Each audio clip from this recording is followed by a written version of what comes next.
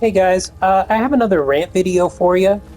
This is going to be kind of a weird one because I'm talking about Baldur's Gate 3, but I'm actually going to be playing Skyrim as I do this video, and I don't really have a script this time or anything. I don't really know what I'm going to talk about, so it's all going to be kind of off the cuff. And I apologize if I sound a little weird because I am sick today.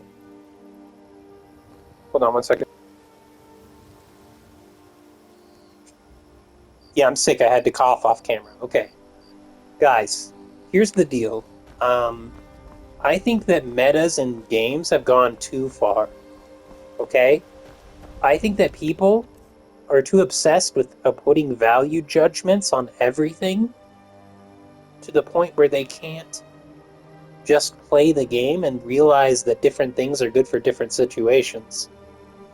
They'll be so obsessed with doing the best thing in the game, right? That they will literally be worse at the game. Be free, little Spriggan. Be free! Yeah, dude, Skyrim is full of weird shit like that. But here's the deal, right? In Baldur's Gate 3, right, it's especially bad. Because people like to make build videos, and then everybody's got their own opinion on, like, how the build should work, right? And it's like, just let people make their videos, right? You don't need to, like, push the meta down everyone's throat. And your meta is idiotic and wrong, and you're bad at Baldur's Gate 3. Okay? Even if you beat in honor mode. You're making characters that are just wrong. Like, you could be doing so much better than having a 14 strength. You could. You could be doing so much better than having a 14 charisma. But instead, everybody bends over backwards to have 16 decks on every class. On every single class. And if you've played 5th edition D&D for a while, right, you'll know why that's done. Right? Not every class is built around the idea of having 16 decks. Okay? Right? Like, for example, Paladin, right? Now, you can make a dex-based Paladin, that's fine. But if you're going to make a dex-based Paladin, you can't also make a dex-based Paladin that uses a great axe. Or a great sword. You know, or a long sword. You are stuck to a rapier. Okay? Right? So if you want to do a rapier-wielding paladin, that's just fine, but that's not the only way to build a paladin. Okay, and why do I say paladin can't have 16 decks? Well, just make your paladin with, 16 strength and 16 dex and 14 charisma. It's like, no, man, you're missing the point, right? If you take 16 decks and all you're getting out of it is initiative, if all you're getting out of it is a boost to initiative and that's it, you have wasted those perk points. Not perk points, attribute points, right? You're wasting your decks just for initiative. If that's all you want is initiative, then just play a dex-based character and your dex will give you more than just initiative, right? Now, I admit that dex is a really good stat, but in the game of Dungeons and Dragons, right, you can't weigh individual stats against each other. It's illogical. You can't say, oh my god, this is the best stat in the game. That doesn't make any sense. It's not like that. It's not like you just pick the best stat in the game and you'll be fine, like in like Dark Souls or Elden Ring or something, right?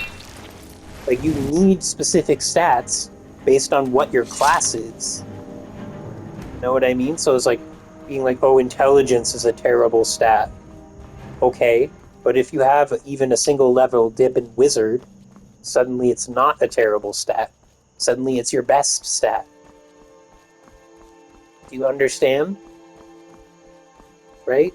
So don't think that you need to put 16 dexterity on every single character that you make.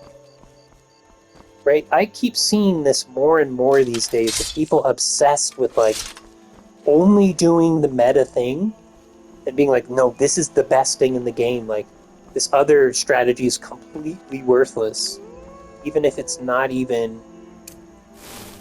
like even if their strategy is like better or superior, right? That doesn't mean that that strategy, other inferior strategy, should never be used. You know what I mean? But that's how people view it.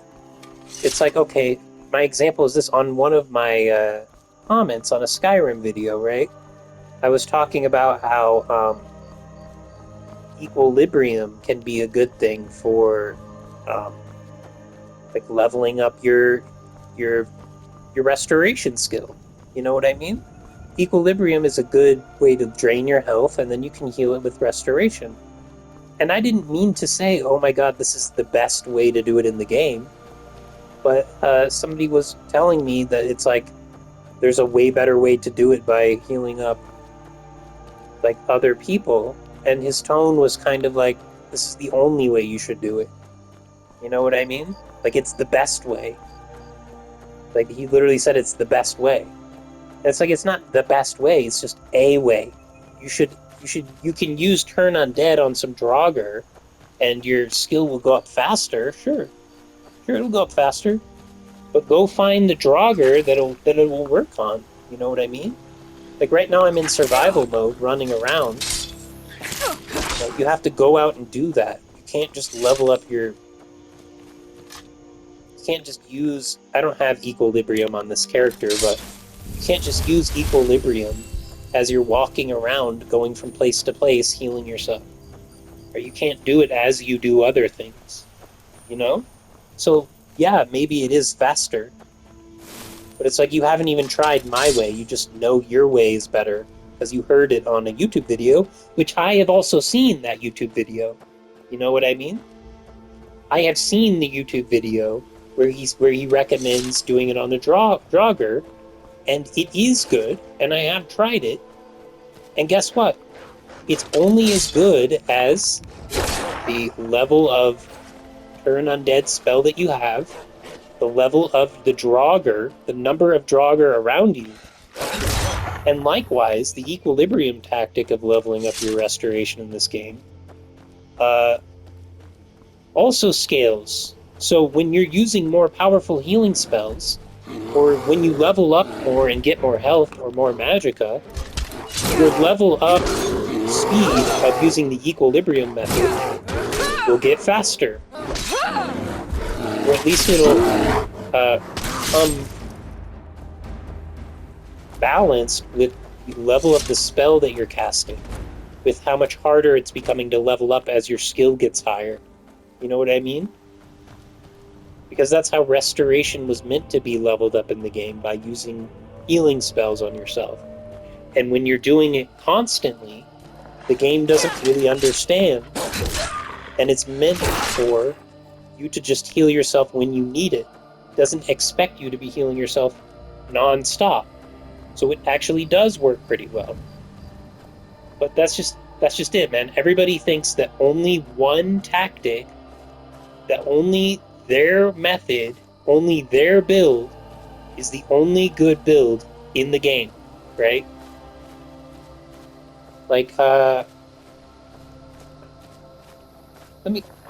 there's just so many examples, like, in Elden Ring, right? Like, people think that, like, 90% of the weapons are bad, right? They think, like, okay, only, like, 10% of the weapons are even useful in PvP, right? But they don't know because they haven't tried all those weapons. They'll just say things like, this weapon is too slow or does too little damage, without even testing it. You know what I mean? Where it's Elden Ring.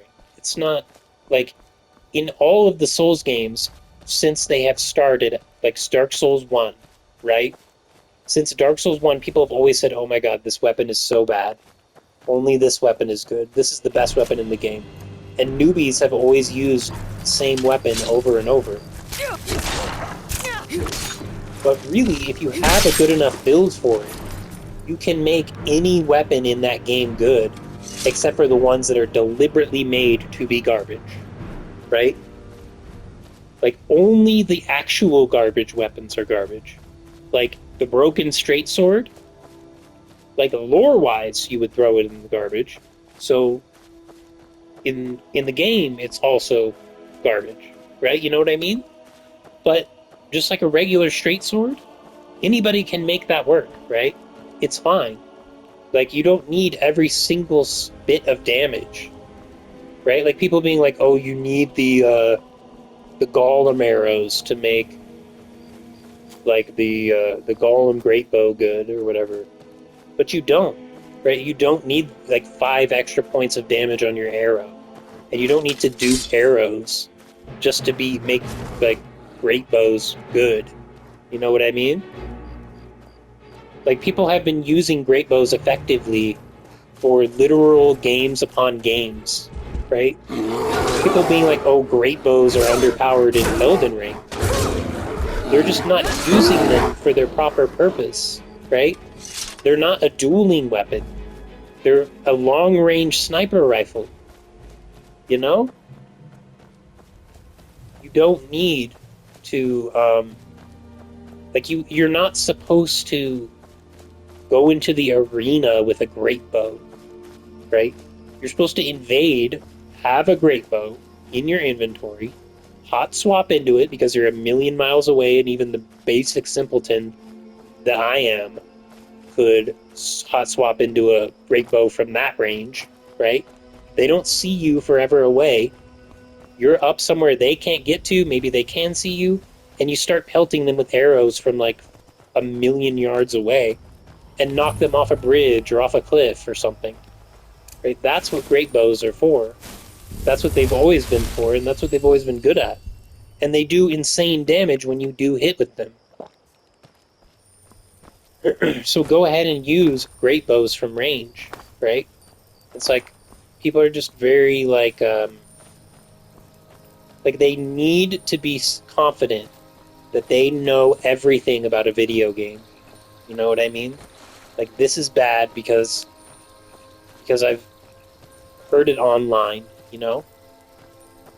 Like, they don't want to just play the game and see for themselves and try new things because they're worried that they'll be using an inferior strategy or an inferior build. And it's like, you should not be worried about that. As a matter as a matter of fact, you should be trying out inferior builds, right? Like, try out some builds that you think are inferior for once. Stretch your comfort zone beyond the playstyle. Because I see so many challenge runners on YouTube, right? And they will play a new game with a new challenge run, but they have these little habits of things that they always do in the game, and they're not willing to ever change or try something new, right? For me, I get bored playing the exact same game the exact same way over and over and over. Right? I need to try it new and fresh and try something new, right? I need to try a new tactic, a new play style, change the way I play the game, change the order in which I You do there, things. traveler! Over here! Oh, hey, look at some revelers. Okay, guy, that's about enough of my rant.